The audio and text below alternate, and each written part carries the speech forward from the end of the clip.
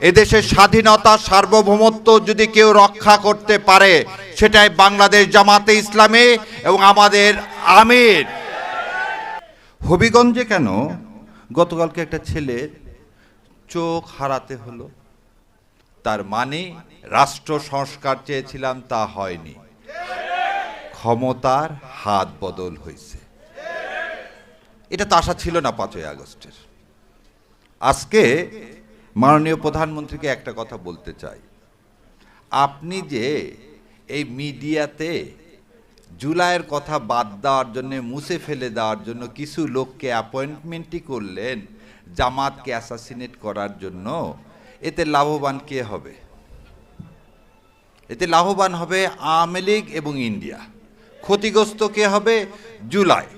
তাহলে আপনি যদি জুলাইকে অন করেন, আপনি সংসদে বলতেছেন সবাই মিলে এই দেশটাকে গড়ব, তাহলে এই আমরা টিভিতে এই চিত্র দেখতেছি কেন? তার মানে আপনার দলের মধ্যেও বসে আছে,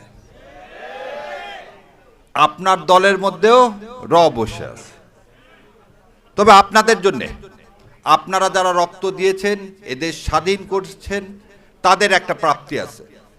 সেই প্রাপ্তি হচ্ছে, আজ 55 বছরে ইন্ডিয়া কোনোদিন বাংলাদেশের কোনো রাজনৈতিক দলকে ভয় পায়নি, এবং ইন্ডিয়া কোনোদিন ভাবেনি যে এদেশের স্বাধীনতা সার্বভৌমত্ব রক্ষায় কোনো রাজনৈতিক দল এগিয়ে আসবে। আজকে ভারতের পররাষ্ট্র মন্ত্রণালয় পর্যন্ত বলে যে জামাতে ইসলাম ইন্ডিয়াতে কি করাইছে? আন্দোলন করাইছে।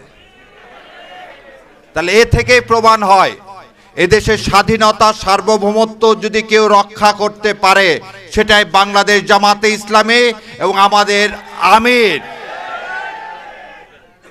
ডক্টর শফিকের হাতই হচ্ছে এদেশের, বাংলাদেশের মাটিকে যে কোনো শকুনের হাত থেকে রক্ষা করার জন্য যথেষ্ট, ইনশাল্লাহ।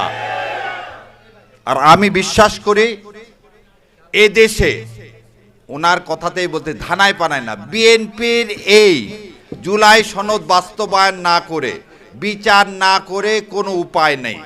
কিন্তু বিএনপি কি আওয়ামী লীগের মতো পরিণতি ভোগ করবে কিনা, এটা বিএনপির আজকে সিদ্ধান্ত নিতে হবে। আজকে 2 বছর পরও আমরা আর কোনো বিচারের নামে টালবাহানা দেখতে চাই না। জুলাই শহীদদের সাথে কোনো অপমান, অপদস্থ কোথাও আমার জুলাইয়ের এক মা কাঁদবে কেন? এই কান্নার পানিকে আপনি প্রধানমন্ত্রী শুনতে পান না? আজ এতদিন পর বের হলো, কি বের হলো? সাতক্ষীরায় জামাতের নেতাদের ঘর বাড়ি ওপার থেকে ইন্ডিয়ান সৈন্যরা এসে ভেঙে চুরে চুরমার করে দিয়ে গেছে। তাহলে একটা দলকে আর একটা দেশ এই দলকে অন করতেছে কেন?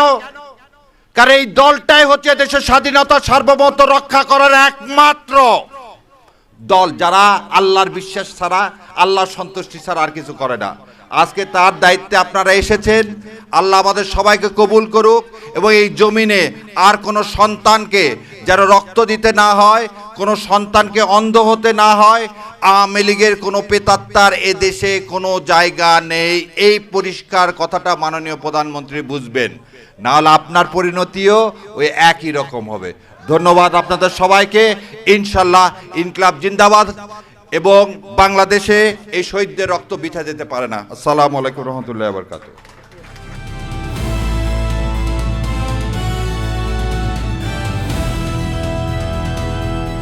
দিনাজপুর টিভি, মানুষের জীবনের কথা বলে।